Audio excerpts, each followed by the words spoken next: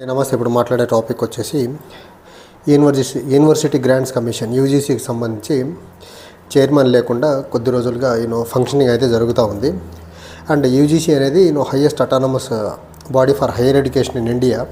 Hire ఎడ్యుకేషన్కి సంబంధించి భారతదేశంలో ఎలాంటి పాలసీస్ ఉండాలి అండ్ యూనివర్సిటీస్ అండ్ కాలేజెస్ యొక్క అడ్మినిస్ట్రేషన్ ఎలా రన్ అవ్వాలి అనేది జనరల్గా ఇండియాలో డిసైడ్ చేసేది యూజీసీ. సో అలాంటి యూజీసీకి సంబంధించి చైర్మన్ లేకుండా బీజేపీ ప్రభుత్వం ఆ బాడీని రన్ చేస్తూ ఉందంటే వీళ్ళకి ఎడ్యుకేషన్ పట్ల ఎంత చిత్తశుద్ధి ఉందో చూడండి. దేశంలో దగ్గరగా 1100 యూనివర్సిటీలు అండ్ 50,000 పైచిలకు కాలేజీల యొక్క అడ్మినిస్ట్రేషన్ చూడాల్సినటువంటి బాధ్యత యూజీసీది.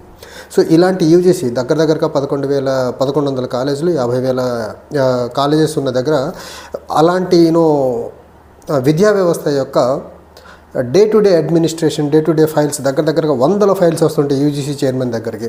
అలాంటి 100 ఫైల్స్ క్లియర్ చేసేదానికి ఉండాల్సినటువంటి చైర్మన్ లేకుండా ప్రభుత్వం యూజీసీని రన్ చేస్తుందంటే వీళ్ళకు హైయర్ ఎడ్యుకేషన్ పట్ల ఎంత చిత్తశుద్ధి ఉందో ఒకటి అర్థం చేసుకోవచ్చు. ఇంకోటి, వీళ్ళు మాట్లాడితే వికసిత్ భారత్ అంటారు.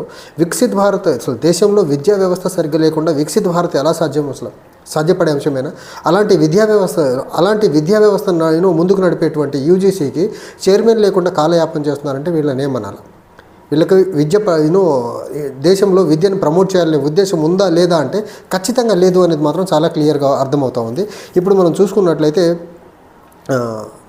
ఫార్మర్ యూజీసీ చైర్మన్ వచ్చేసి జగదీష్ కుమార్ అని అతను రిటైర్ అయిన తర్వాత జనరల్గా ఒక ప్రొవిజన్ ఏంటంటే యూజీసీ వైస్ చైర్మన్ని కానీ లేకపోతే యూజీసీ మెంబర్ని కానీ ministry of education chairman retire అయిన వెంటనే in case regular chairman appoint చేసే వరకు వీళ్ళని యూజీసీ చైర్మన్ బాధ్యతలుగా నిర్వర్తించమని యూజీసీ మెంబర్ని ఆర్ యూజీసీ వైస్ చైర్మన్ అడిగేదానికి మినిస్ట్రీ ఆఫ్ ఎడ్యుకేషన్కి ఆ పవర్స్ ఉంటాయి. కానీ మినిస్ట్రీ ఆఫ్ ఎడ్యుకేషన్కి ఆ పవర్స్ ఉన్న మినిస్ట్రీ ఆఫ్ ఎడ్యుకేషన్ ఇప్పటికీ వైస్ చైర్మన్ని కానీ లేకపోతే other members of the UGC ఎవరిని కానీ మీరు చైర్మన్గా బాధ్యతలను రెగ్యులర్ చైర్మన్ వచ్చేంత వరకు నిర్వర్తించండి అని నోటిఫికేషన్ కూడా ఇష్యూ చేయలేదంటే వీళ్ళకి అసలు యూజీసీ యొక్క ఫంక్షనింగ్ పట్ల దేశంలో ఉన్నత విద్య పట్ల ఎంత చిన్న చూపు ఉందో చూడండి.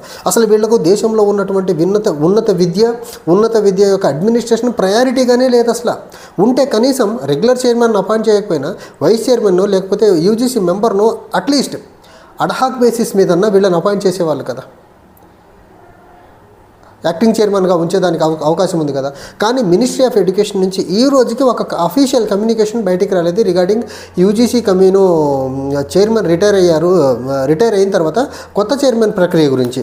ఇంకోటి, వీళ్ళు మాట్లాడితే చెప్పేది ఏంటంటే భారతదేశం యొక్క విద్యా వ్యవస్థను చాలా బలంగా ముందుకు తీసుకెళ్లేదానికి మేము న్యూ ఎడ్యుకేషన్ పాలసీని తీసుకొచ్చాం అండ్ ఫ్యూచర్లో యూజీసీ డ్రాఫ్ట్ రెగ్యులేషన్ 2025ని కూడా ఇంప్లిమెంట్ చేస్తామని చెప్పుతున్నారు. వీళ్ళ ఎజెండా ఒకటే, న్యూ ఎడ్యుకేషన్ పాలసీ అన్నా లేకపోతే యూజీసీ డ్రాఫ్ట్ రెగ్యులేషన్ 2025 అన్నా లేకపోతే ఇలా యూజీసీ చైర్మన్ లేకుండా బాడీ నడపటం ఏదైతే ఉందో వీళ్ళ ఎజెండా వెరీ వెరీ క్లియర్. సంఘ పరివార భావజాలంతో కూడుకున్నటువంటి విద్యని ప్రమోట్ చేయాలంటే ఖచ్చితంగా యూజీసీ చైర్మన్గా బీజేపీ అడుగుజాడల్లో నడిచే వ్యక్తి లేకపోతే సంఘ పరివార భావజాలం అణువణువున ఇనుబడించుకున్నటువంటి వ్యక్తి ఉంటే మాత్రమే యూజీసీ చైర్మన్గా వీళ్ళు అనుకున్నటువంటి న్యూ ఎడ్యుకేషన్ పాలసీ అవనివ్వండి లేకపోతే భారతదేశంలో విద్యా వ్యవస్థ నాశనం చేసే విధానాలు అవనివ్వండి లేకపోతే రేపు రాబోయే రోజుల్లో by using UGC draft regulation 2025 యూనివర్సిటీస్లో కాలేజీల్లో సంఘ పరివార మనుషుల్ని నింపాలంటే ఖచ్చితంగా యూజీసీ చైర్మన్ అనేవాడు రేపు సంఘ పరివార భావజాలంతో కూడుకున్నటువంటి వ్యక్తి అయి ఉండాలి.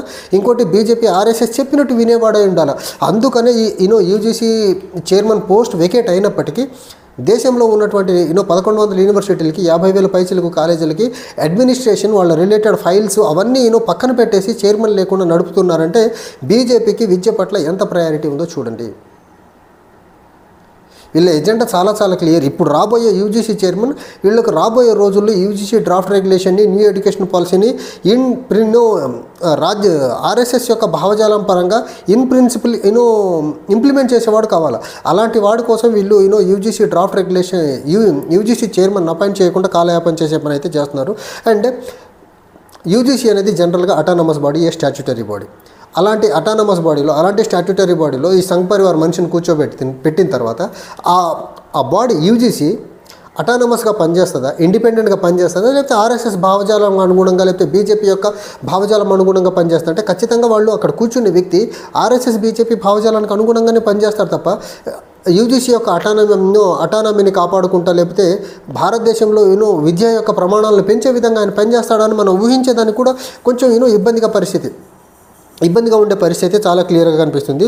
అండ్ ఇప్పుడు గవర్నమెంట్ ఏమో ఇలాంటి ఎడ్యుకేషన్ పరంగా దేశంలో ఉన్నటువంటి రియల్ ఇష్యూస్ అన్నింటినీ పక్కన పెట్టేసేసి గత వారం రోజులుగా వీళ్ళు చేస్తున్నటువంటి పని ఏంటంటే, ఒకటి వక్ఫ్ అమెండ్మెంట్ యాక్ట్ని పెద్ద మొత్తంలో ప్రజల్లో తీసుకెళ్ళి దాని గురించి ప్రచారం చేసుకునే పనుల్లో ఉన్నారు.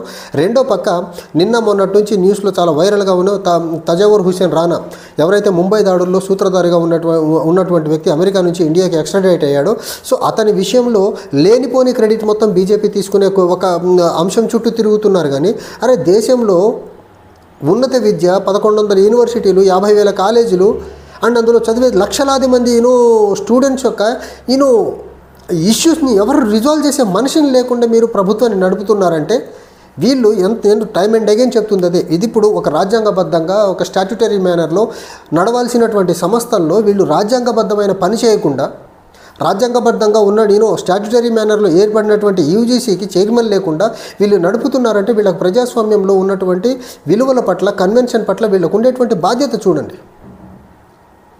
ఒక స్టాట్యుటరీ బాడీని ప్రాపర్గా మెయింటైన్ చేయరు, కాన్స్టిట్యూషనల్ బాడీస్ని పొల్యూట్ చేసేసారు, దేశంలో ప్రజాస్వామ్యాన్ని పొల్యూట్ చేసేసారు, అంది వచ్చిన ప్రతి అవకాశాన్ని రాజకీయంగా లేకపోతే సంఘ పరివార్ భావజాలాన్ని ప్రమోట్ చేసేదానికి వాడుకుంటున్నారు తప్ప వీళ్ళు. ఇప్పుడు ఇక్కడ ఈ యూజీసీ చైర్మన్లో కూడా సంఘ పరివార్ మనిషిని కూర్చోబెట్టాలి. ఇప్పుడు మనం తజావుర్ హుసేన్ రానాని ఏదైతే ఇండియాకి తీసుకొచ్చారో అందులో కూడా రాజకీయమైన అంశంని లోపల ఇన్సర్ట్ చేసి దాన్ని రాజకీయంగా వాడే పని చేస్తున్నారు. ఇక్కడ ఈ తజావుర్ హుసేన్ రానా అనే వ్యక్తిని ఇండియాకు తీసుకురావడంలో బీజేపీ పాత్ర శూన్యం. ఛార్జ్ షీట్ వేసింది, ఛార్జ్ షీట్లో అతని పేరు పెట్టింది, అప్పుడు ఇన్వెస్టిగేషన్కి ఫ్రీ హ్యాండ్ ఇచ్చింది. అప్పుడు యూపీఏ 2 అప్పుడు కేంద్ర హోంమంత్రిగా ఉన్నటువంటి చిదంబరం గారు. అండ్ ఈ ఇష్యూని అమెరికా దగ్గరికి తీసుకెళ్ళి అమెరికాని ఈ పార్టీ ఈ ఇష్యూలో రోపించేసి అమెరికాతో డిప్లొమసీ పరంగా ప్రాపర్గా ఆర్గనైజ్ చేసింది అప్పటి external affairs minister Salman Khurshid.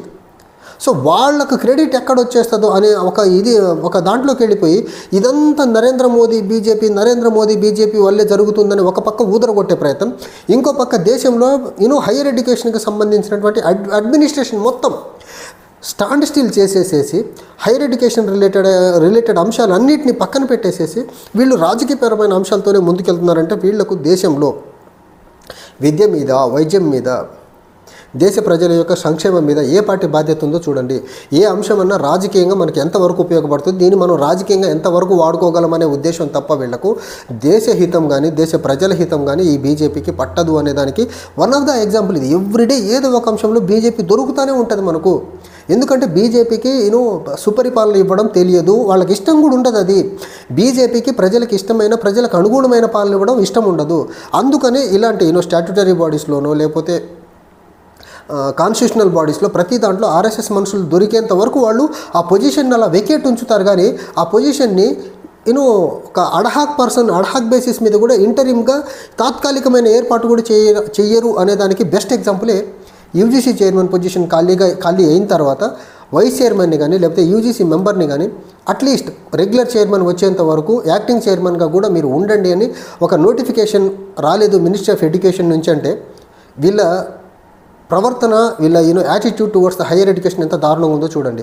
And ఈ ఎడ్యుకేషన్ మంత్రి ఎవరైతే ఉన్నారో ధర్మేంద్ర ప్రధాన్, ఆయన లోక్సభలో మాట్లాడుతూ తమిళనాడు ప్రభుత్వం గురించి లేకపోతే న్యూ ఎడ్యుకేషన్ పాలసీ గురించి ఎంత గొప్పగా మాట్లాడతారు. నిజంగా మీరు ఎడ్యుకేషన్ పాలసీలో అంత గొప్పగా మీరు ఇంప్లిమెంట్ చేయాలనుకుంటే ఆ ఎడ్యుకేషన్ మొత్తాన్ని సూపర్వైజ్ చేసేటువంటి, హైయర్ ఎడ్యుకేషన్ మొత్తాన్ని సూపర్వైజ్ చేసేటువంటి యూజీసీ చైర్మన్ ఎందుకు అపాయింట్ చేయట్లా మీరు? దీని దగ్గర మీ ఆన్సర్ ఉందా? దీని గురించి ప్రభుత్వం నుంచి కానీ ఎవ్వరు ఒక్క మాట మాట్లాడలేదు. దేశంలో ఉన్నటువంటి ఏ యూనివర్సిటీ నుంచి కూడా యూజీసీకి సంబంధించినటువంటి వాట్సాప్ గ్రూప్లో వందలాది మంది వీసీలు ఉన్నారు. అందులో వందలాది మంది వీసీల నుంచి ఒక్క వాయిస్ కూడా బయటికి రాలేదు. చైర్మన్ లేరు, చైర్మన్ అపాయింట్ చేయండి అంటే బీజేపీ దేశంలో ఉన్నటువంటి యూనివర్సిటీ వైస్ ఛాన్సలర్స్ని ఎంతలా భయపేస్తుందో చూడండి. దేశంలో ఎవరు ఉన్నత విద్యకు సంబంధించినటువంటి యూజీసీకి రిలేటెడ్ చైర్మన్ అపాయింట్ చేయండి అని ఒక్కరూ అడగట్లేదంటే బీజేపీ అసలు దేశాన్ని ఎంత భయం గుప్పెట్లో పెట్టి పాలన చేస్తుందో అర్థం చేసుకోవచ్చు మనం. Thank you.